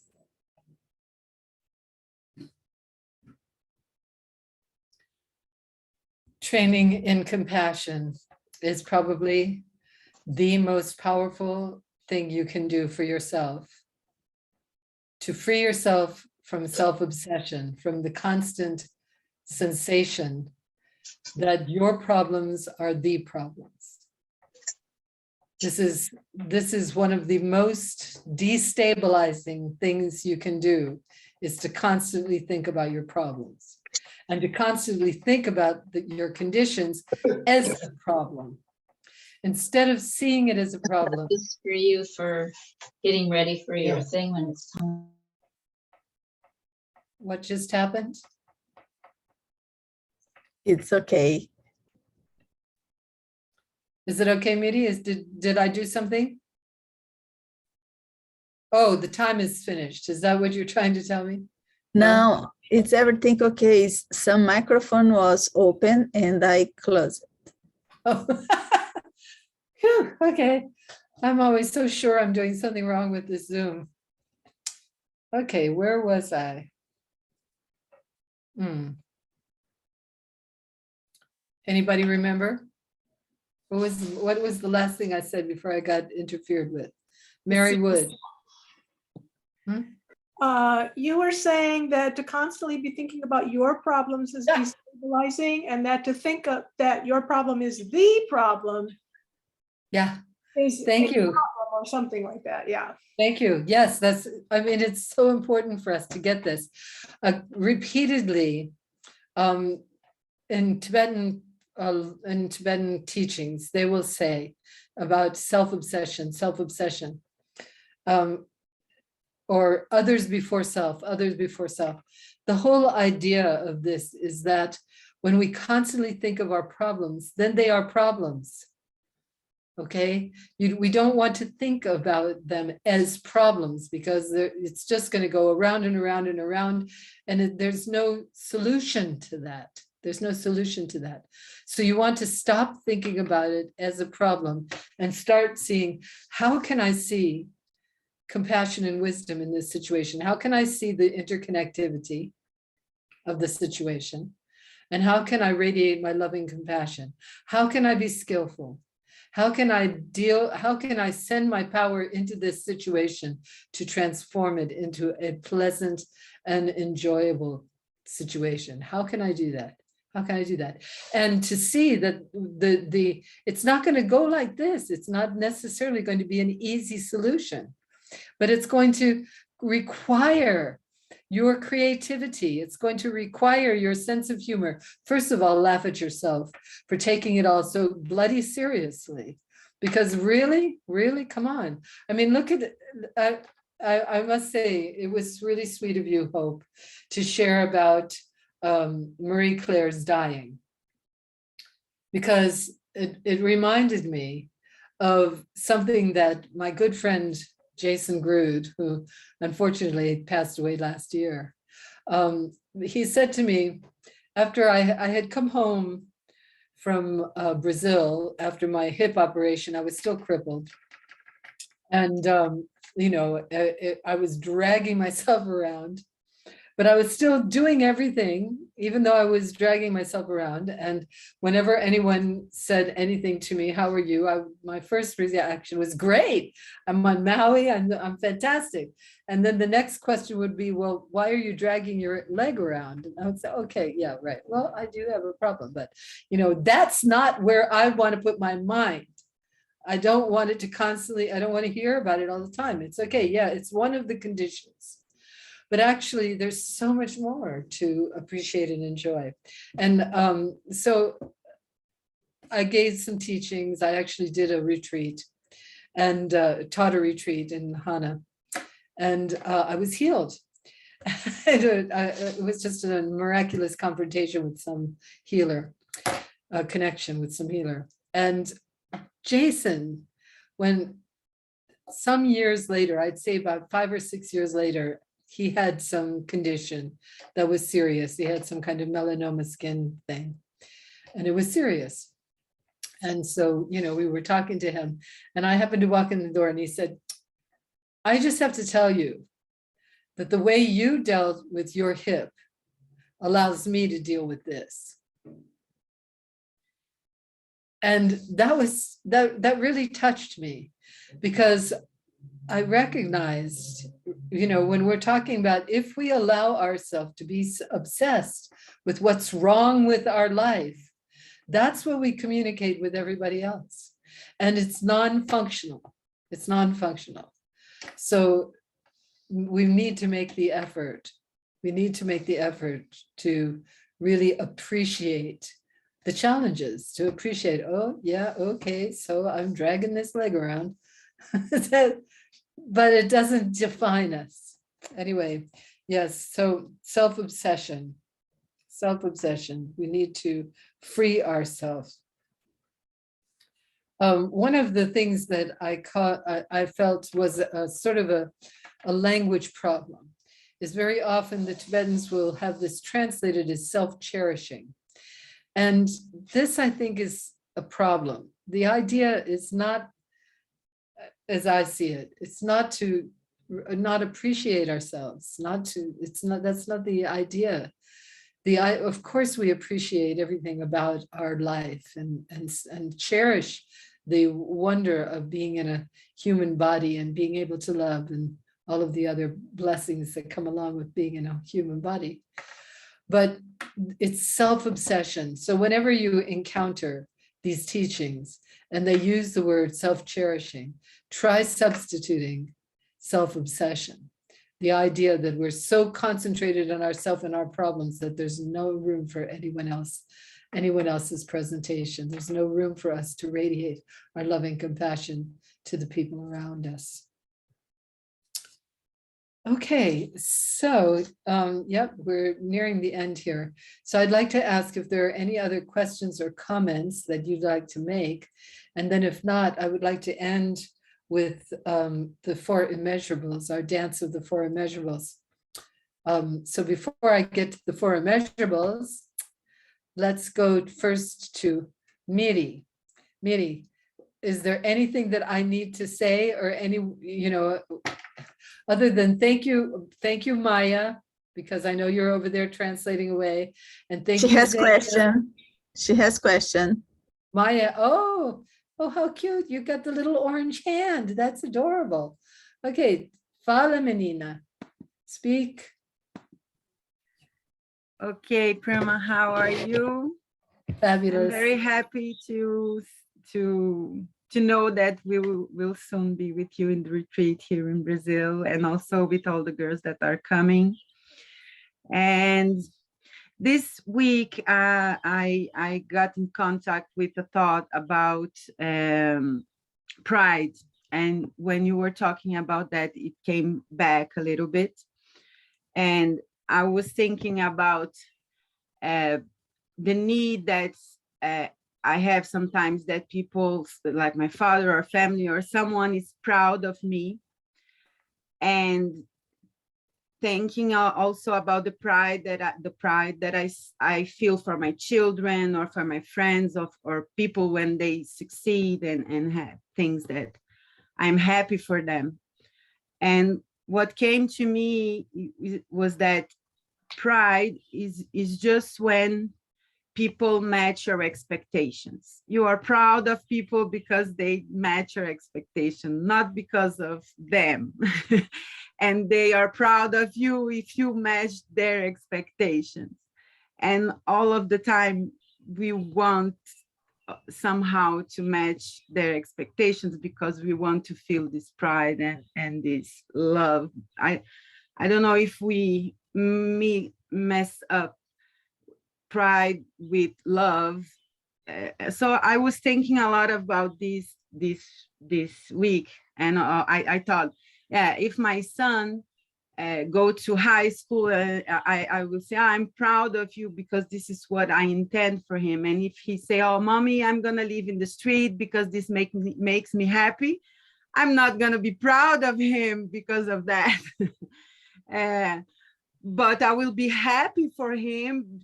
I'll try to be happy for him because he's happy, but I will not feel pride.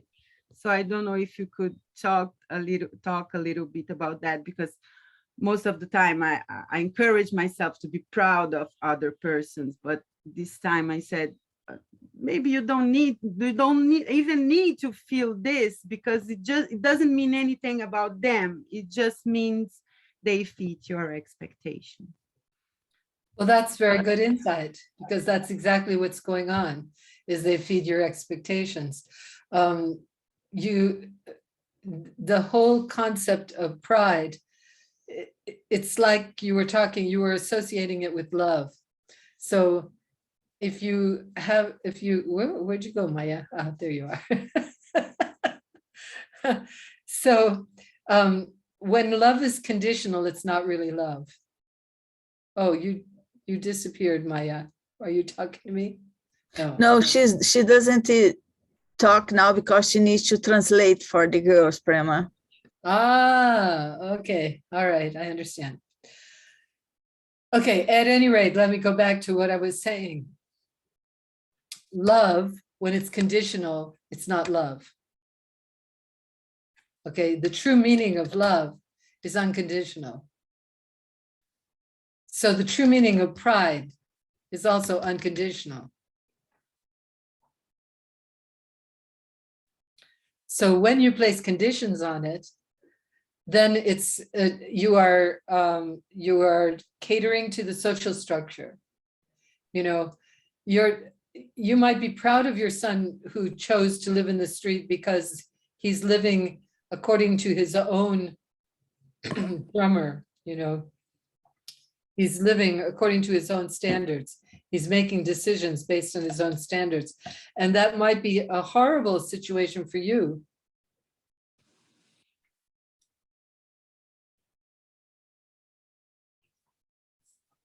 Excuse me. But for him, it might be exactly what he needs in order to make his next step. And so you are very right about looking at this whole idea of pride, as it's all about yourself and your own projections and your own concepts. And, you know, it's sort of like whenever we project, this is the way we want things to be, we become attached to the way that we want things to be. And then when they're not that way, we suffer. It's the source of our suffering. Is this helpful? Yeah. Yes, thank you, Prema. Okay. Okay, I very much look forward to seeing you and all of our wonderful Tara sisters here at the retreat. Yeah, that's just coming up. I can't believe it's actually going to happen. We went out to Paraíso na Terra yesterday, Miri and I, to check it out. And it's fantastic. There's been plenty of water this year. So the ponds are all full and there's lots of air, fresh air, and there's a baby wolf that they're taking care of. It was wonderful. A wolf. Yeah. Yeah.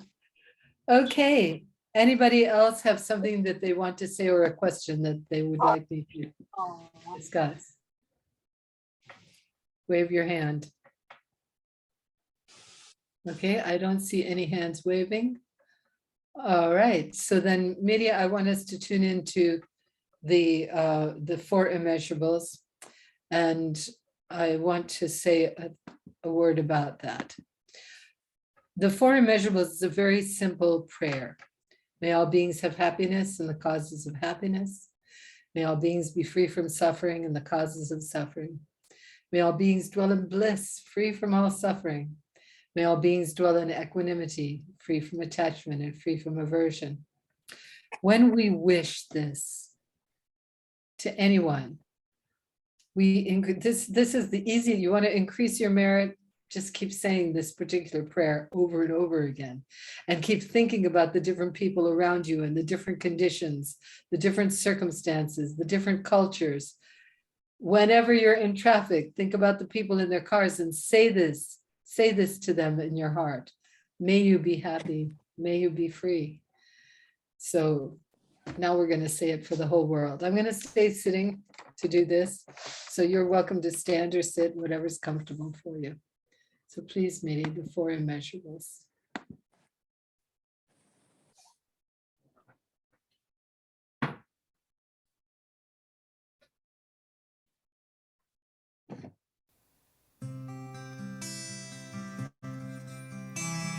We come together to bring heaven to earth. Opening our hearts, we rest in the wisdom of interconnectedness. We are all together in this wonderful adventure of life. We offer each being in this wide and wonderful world love, compassion, joy, and equanimity. May this wish increase more and more until it bathes the whole world. May all beings have happiness and a cause of happiness. May they be free from suffering and a cause of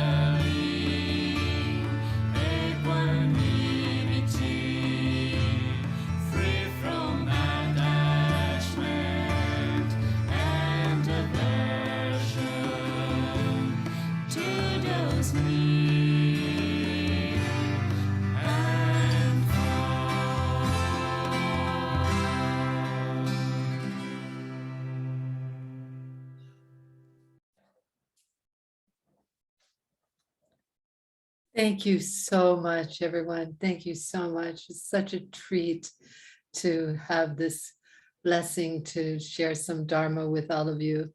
I'm going to just roll over and see. There's Lily Ha. Oh my gosh, it's so fabulous. And Min and Susie Q. There she is, as close to the camera as possible. Mei Chen and Priya. And let's see, Monica. Wow, lovely. And Meadow. Oh, Celia, fantastic. Yeah. Mary Wood. I'm just so happy that Mary could be part of this. You know, you're so isolated out there with so few Taras, so it's fantastic that you can be here with us. And then, of course, Miri Dakini, whom I rely on, and Maida. Wow. Well, hopefully I'll get to see you a few times, Maida, before I take off. Yeah. The time is just, I can't believe it's, wow, it's end of April. I can't believe it. Unbelievable. Anyway, Carla, fantastic. I'm so glad that you could be with us today. And Albania and Carrie, of course, beloved Carrie. Oh, wow. And we got Maya. Yep, there she is. And Fatima. All right. Wow. Why, lovely. Thank you. Of course, Hope. Yes, really so happy to have you here. Xenia and Lidiachi. Well, Lidiachi, I can't see you, but I know you're there. Ah, there she is. All right. Goodness, Xenia. Okay, and Kim. Yep. Thank you so much, Kim, for making the connection. Damala has already written, so I'm really, it's fantastic. And hopefully you can attend the retreat, you know, but get your registration paper in quick. And MA, wow, fabulous. Oh, it's so precious. And this, let's see, who's Robin Mazer. Oh my God. Well, she does exist. Fantastic. How beautiful. How beautiful. Yeah, so good to see you. And then we've got, oh, Luisa. Wow, that is really special. We just met Luisa in Teresopolis. Lovely, lovely young woman.